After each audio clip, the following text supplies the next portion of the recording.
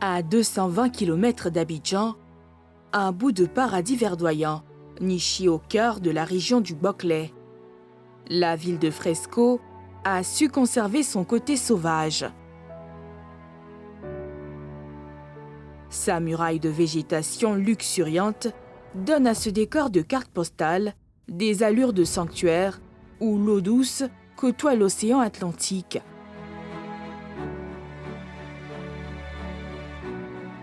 Véritable invitation à la découverte et au dépaysement, cette oasis n'a aucun secret pour Jacques Diegba.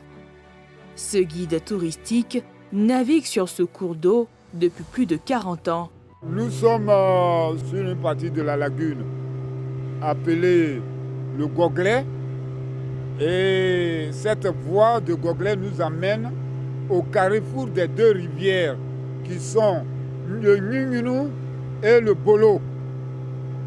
Ce que vous voyez là, vous découvrirez tout au long de ce passage de la lagune là, vous verrez que le paysage est très beau. Même en l'absence de touristes, Jacques ne se prive jamais de ce grand bol d'air frais qu'offre la fraîche côte, comme l'avaient surnommé les premiers explorateurs portugais, qui donnera plus tard Fresco. Nous venons là, si c'est pour la pêche ou pour aller au champ ou bien pour une balade quelconque, il arrive que on est sous l'emprise de l'environnement parce qu'on respire bien la nature, l'air est fraîche, l'air est tellement frais qu'on respire le bon air. Moi, par exemple, quand je viens pour la pêche, je suis très à l'aise. Au fil du Goglé, la mangrove se laisse découvrir. Cet enchevêtrement de racines est un écosystème pour une riche biodiversité. Et dans cette mangrove-là, il y a les palétuviers de tout genre. Une forêt de palétuviers à travers laquelle on voit aussi des oiseaux aquatiques. Dans ces palétuviers-là, les poissons viennent se multiplier. Et puis, cette branche de lagune-là, c'est la voie des lamatins. La voie qu'empruntent les lamatins pour venir dans la lagune. Et par cette même voie, les lamatins remontent la lagune pour aller se nourrir. Est-ce qu'on en voit encore? Oui, les lamatins sont là, mais ce sont des mammifères qui ont peur, qui ne sont pas agressifs, certes, mais ils ont peur de l'homme. Et disons aussi la vérité, tellement qu'ils ont été, comment dirais-je, braconnés, que leur population a diminué. C'est pourquoi de nos jours, on ne les voit plus dans la journée. Sinon, il y a 20 ans, 30 ans en arrière, on pouvait voir pendant le jour, on pouvait les voir. Pour nous, qui espérons voir les Lamantins, ça ne sera pas pour cette fois. Cette voie de navigation où se croisent différents cours d'eau a été la colonne vertébrale de Fresco. Nous avons le Bolo à notre gauche et à la droite, on a le Nyungunu. Ce lieu est nommé lieu de la séparation, le lieu où les gens se séparaient. Pour ceux qui allaient à Boyko et ceux qui pouvaient aller à Gimplida et dans les villages un peu plus loin. Par le jeu des interconnexions des cours d'eau, ce tronçon servait pour le déplacement de ces peuples de navigateurs. La lagune Ebrié arrive jusqu'à Grand Laou et elle est reliée par un canal à celle de Fresco, le Goglé. C'est par cette voie-là que nos parents ont voyagé dans le temps jusqu'à Abidjan. Mais aujourd'hui, ce canal-là est fermé par les roseaux. Elle est fermée par les herbes aquatiques. On aurait bien voulu qu'il soit ouvert. Comme ça, d'Abidjan, on peut emprunter une embarcation avec les touristes pour regarder le paysage jusqu'à Fresco. Il est temps de remonter la lagune. Ce pôle d'équilibre écologique nous amène sur les berges de ce qu'était Fresco jusqu'en 1965. Le gaudier de Fresco n'a pas voulu partir d'ici. Il n'a pas voulu aller de lui-même. Parce qu'on se sentait très à l'aise. On était entouré des eaux, de la mer et de la lagune. Et dans les deux eaux, il y avait de l'abondance de protéines, le poisson. Il y avait du poisson, de l'abondance de poisson. Donc nos parents étaient tranquilles. L'ancien Fresco, ou du moins ce qu'il en reste, c'est cette portion de terre d'à peine 1 kilomètre de large, coincée entre la lagune et l'Atlantique. Ce banc de sable-là n'est plus pareil à celui sur lequel nos parents ont vécu très longtemps. C'était un banc de sable qui était très large. On pouvait voir le village à perte de vue. Mais il a été grignoté par l'érosion côtière, le changement climatique, l'avancement de la mer. Chaque année, la mer a fait son travail pour diminuer le banc de sable, jusqu'à casser les cases de nos parents. C'est pourquoi nous sommes partis de là. Cette langue de terre, grignotée peu à peu par la mer, est aujourd'hui occupée par les pêcheurs ghanéens.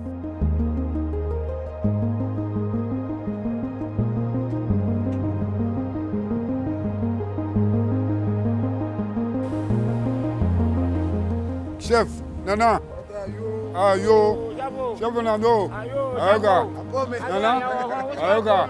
Pour garder leurs moyens de subsistance, les habitants ont décidé d'engager le bras de fer avec la mer. Nous, on a habitué de ça. Bon, il y a souvent, si ça se fâche là, c'est dangereux. Nous, quand on a habitué de ça, ça a devenu nos freins. Voilà, si ça se fâche comme ça, là, on courit, ça va jusqu'à dans la lagune. Ça passe dans les maisons, il y a souvent, ça casse des maisons. Difficile de dire combien de temps ces habitations situées à une vingtaine de mètres du rivage vont résister à l'océan. On peut quitter ici, à cause de notre travail avec les matériels. Là. On ne peut pas ménager en ville là-bas.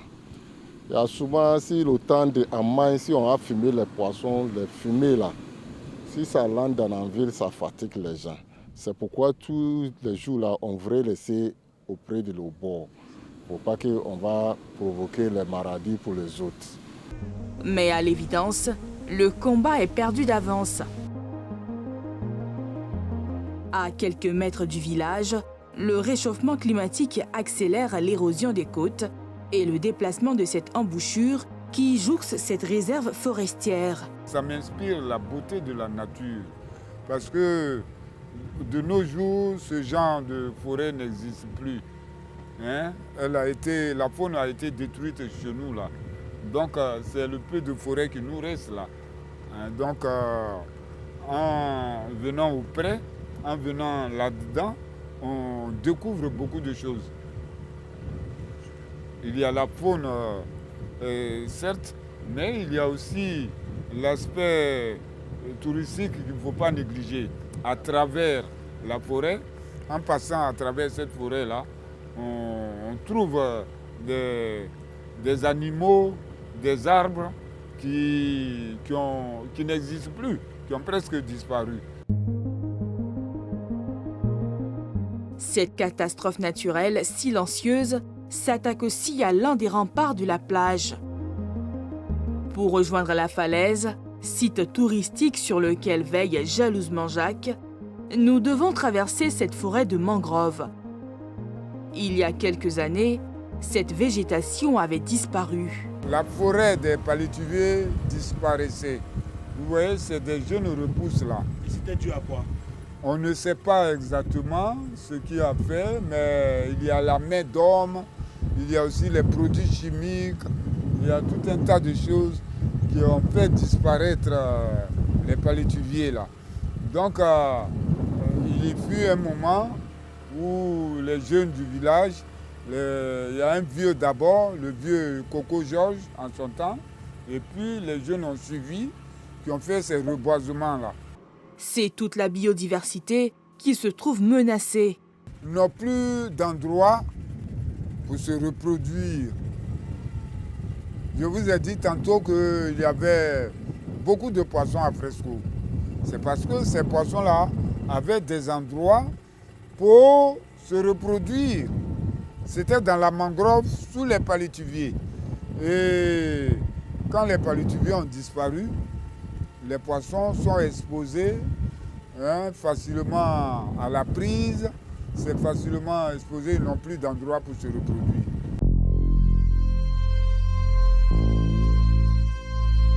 Cette opération de reboisement permettra à long terme de repeupler cette lagune. Cet espoir, Jacques aurait voulu l'entretenir pour sa falaise. La falaise, c'est ce bloc de terre d'environ 500 mètres de long et haute de 4 mètres. On ne passait pas par ce côté-là, on contournait la falaise. Mais si aujourd'hui, la falaise est arrivée à ce niveau, ça veut dire que chaque jour, chaque année, la mer fait son travail. Elle sévit, elle casse tout, elle emporte ce qu'elle peut. La falaise, c'était le bouclier de la plage de Fresco. Parce que au large déjà, ça freinait la mer, ça freinait l'érosion. Au fur et à mesure que la falaise est dégradée, elle est finie, aussi la plage n'existe plus. À chaque grondement des vagues, ce sont des portions entières de la Grande Muraille qui disparaissent. Vous voyez le sable là, c'était à ce niveau-là. Ça avait couvert les roches jusqu'à ce niveau. Mais vous avez vu que c'est devenu bas, puisque la mer fait son travail. Elle enlève le sable. Et après, elle va s'attaquer à la roche, à la côte même.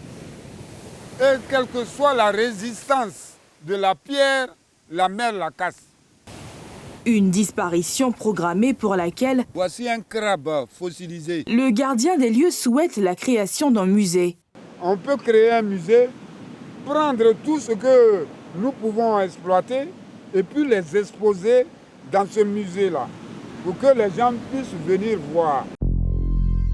Malgré l'érosion de ses côtes, la ville des eaux a su préserver un mode de vie et une activité économique autour de la pêche.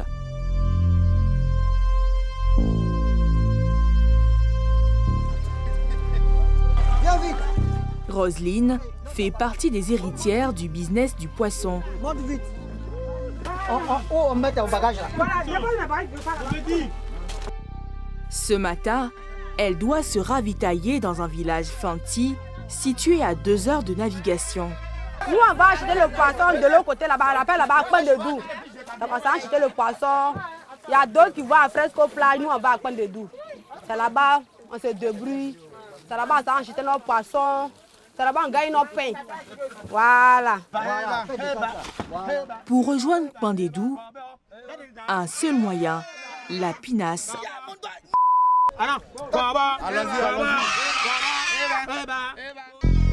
Ce moyen de transport, où s'entassent passagers et bagages, est le seul moyen de relier certains endroits de Fresco. Les pinasses sont très importantes pour l'évacuation des pêcheurs qui vont sur l'eau pour pêcher les poissons et puis les revendre à nos mamans qui sont dans le village pour revendre. Voilà, parce que sans la pinasse, bon, pas d'activité. Il y a 3 différents coins. Il y a Fresco plage, où habite l'infanterie. Il y a Fresco Gaïzon. Bon, ça c'est pratiquement les champs, les campements. Et il y a Fresco Pantedou. Voilà, Fresco Pantedou, c'est un groupe de fantis. Bon, leur activité aussi c'est la pêche. C'est pour donner quoi?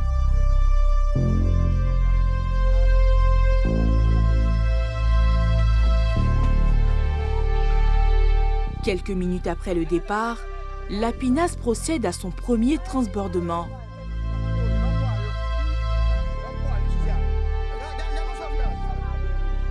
En pleine navigation, bon, on charge parce que c'est nécessaire, parce qu'ils ont besoin de partir sur l'autre côté. Bon, sans nous, ils ne peuvent pas. Sans nous, ils ne peuvent pas. Parce qu'on est obligé d'apporter parallèlement pour qu'ils puissent monter. Et puis, bon, on l'emmène. Cela fait 7 ans que Roselyne effectue ses traversées. Il n'y a pas à manger là-bas. Donc quand nous on quitte ici, on paye un peu de tout pour aller vendre ça là-bas. Voilà, ça va attaquer là, c'est pour aller vendre ça là-bas. Voilà, il y a les boutiques là-bas. Il y a un peu de petites choses là-bas. Comme le village n'est pas trop grand, c'est un petit village. Notre embarcation suit le cours du fleuve, le Ñuñoro. On se croirait sur un bras de l'Amazonie dans ce décor hors du temps. Un tronçon que maîtrise parfaitement l'équipage. C'est le virage le plus risqué parce que c'est à double virage. On va de ce côté de gauche et puis à droite.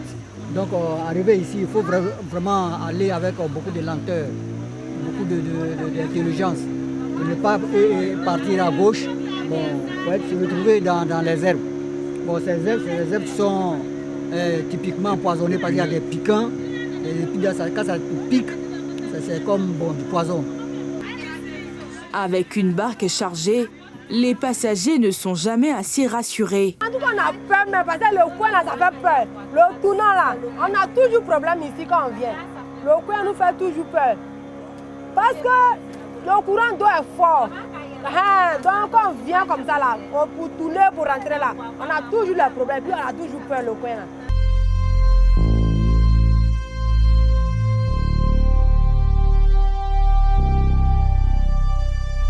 Nous voici à Pandédou. Pour fuir l'érosion côtière, le village a été déplacé de l'autre côté du fleuve. Dans cet autre monde, vendre et acheter est la première règle.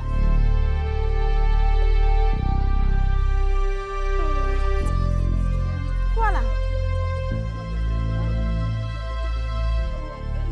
À peine arrivée, Roselyne commence sa randonnée. D'abord chez le boutiquier pour vendre son attiqué. Nimo, voilà l'attiqué là. Ici là, ça va 14 000. Ici à 3 500. Ici là, c'est 8 000 juste. Il n'y a rien dessus. Pour ce village isolé, l'arrivée d'Épinasse est une aubaine. 25 500. Voilà. Faut regarder ça là, si il vient hier. Si j'ai fini de déposer quand je suis partie, mais payer le poisson, si je finis le soir, vers 17h, 18h, je viens, je fais le point et puis me donne la ticket, puis on s'en va. Ça va, quand on dit le soir, même ça finit. Là, c'est demi-journée. Même, vous avez trouvé 3 cuvettes dans la pinasse. Ça s'en va de l'autre côté aussi. Arrivé là-bas, c'est une dame qui est là-bas qui attache ça. Comme elle est ici, elle est là, elle prend tout son temps. Mais comme moi, je suis un peu chap là. L'arrivée d'Épinasse, ça a beaucoup facilité nos déplacements. Voilà, parce qu'à chaque moment, les femmes gaudiers quittent là-bas en ville, on les fait commission, nous envoie. Donc on voit que ça nous a aidé beaucoup pour faire nos commercialisations. Il faut maintenant faire le tour de ces pêcheurs. Et ça, c'est quoi l'étape maintenant? On va dans la cuisine, le poisson, si c'est là-bas, si c'est pour peser, je vais peser. Maintenant, si c'est pas pesé, si c'est placé, on place et puis je viens laver pour mettre sur la glace. Vous savez exactement, vous avez quelqu'un qui pêche ici? Oui, c'est ça que vous avez dépassé là, c'est eux qui pêchent en fait. Ce sont les grands frères, les jeunes là, c'est les grands frères qui sont là. C'est eux qui pêchent pour moi. Madame, bonjour tout le monde ici. Voilà, en tout cas ça va ici. Carpe, soso, ceinture, requin, brochet se négocient. Des poissons très prisés des consommateurs des grandes villes. Les poissons les plus demandés, c'est soso et capitaine. Les gros capitaines, mais aujourd'hui on n'a pas eu de gros. Sinon il y a des jours on gagne les gros poissons. Mais c'est pas peut-être qu'on va tourner, juste qu'on va tourner. Si je n'ai pas eu mes soeurs, et puis on en voit aussi. Aujourd'hui la pêche n'a pas marché. Sinon d'habitude là, quand on vient on gagne plus que ça. On gagne bien beaucoup, mais aujourd'hui la pêche n'a pas mangé. T'as vu c'est quoi tu mets là? T'as vu c'est un bon poisson? Attends. Attends comment? Ça me dit.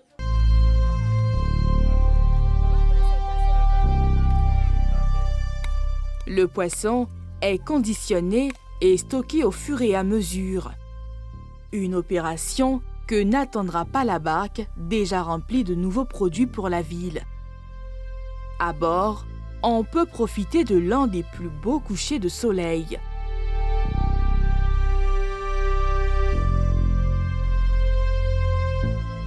C'est sur la terre ferme que Fresco revendique un pan de son riche patrimoine vestimentaire, aujourd'hui disparu.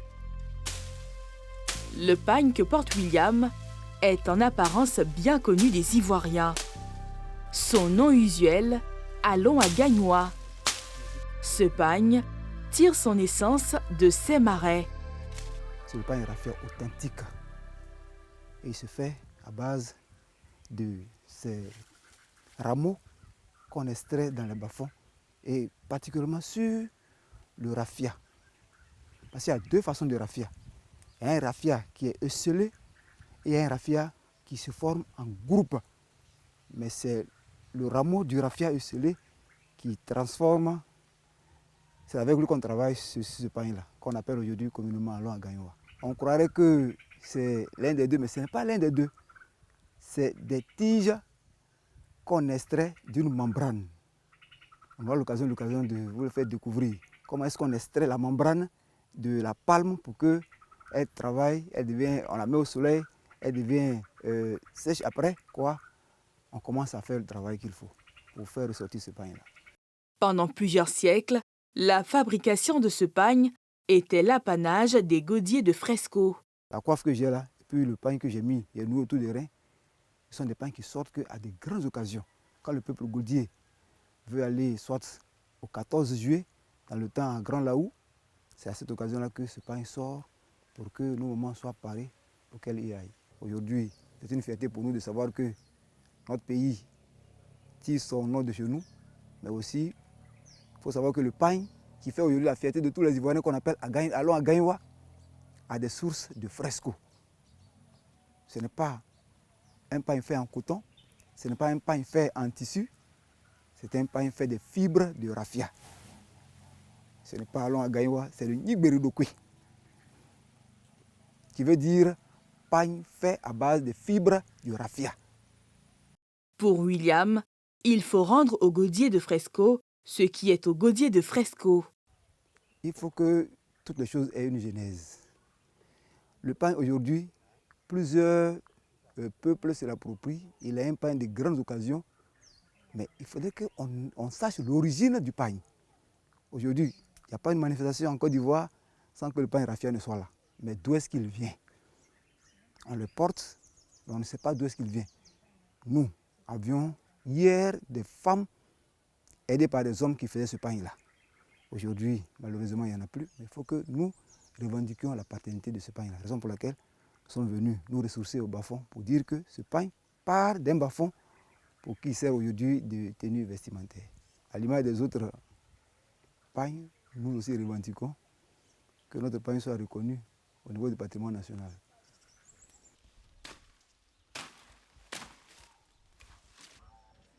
À l'époque, une fois le raffia récolté, il fallait tout de suite extraire la membrane. Quand on coupe, immédiatement il faut qu'on attaque. Il faut qu'on essaie d'extraire la membrane. Parce que quand ça sèche, ce n'est plus utile.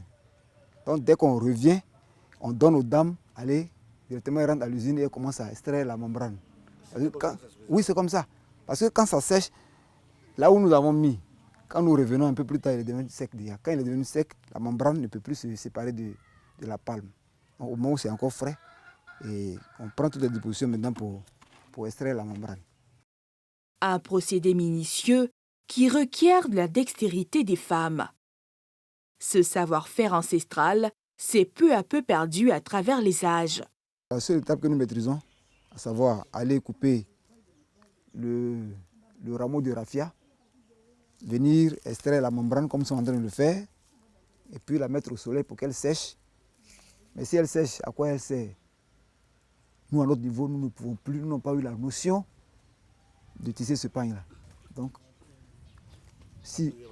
voilà.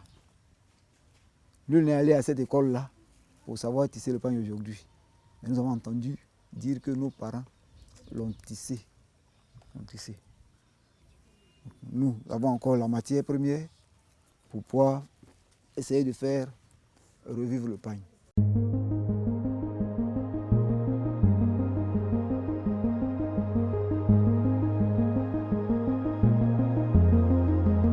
l'originalité de ces paysages reste le meilleur atout de Fresco pour attirer les amoureux de nature. Cette destination authentique demeure tout de même un paradis très fragile qui attend l'exécution du projet Waka pour la sauvegarde de tous les littoraux ouest-africains menacés. Le Boclé n'a pas fini de nous surprendre.